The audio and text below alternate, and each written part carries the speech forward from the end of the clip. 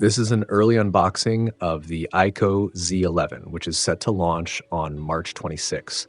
I'll be dropping a full in-depth review on the same day, so make sure you stay connected with the channel and don't miss it. Based on the latest leaks, the iQOO Z11 is expected to come with a massive 6.83-inch 1.5K display, featuring an ultra-smooth 165Hz refresh rate and a flat panel design.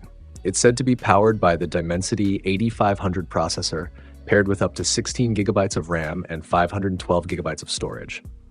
The phone may also pack a huge 920 mAh battery, along with support for 90-watt fast charging. For now, this is just a quick unboxing preview. I'll catch you in the detailed review video on launch day.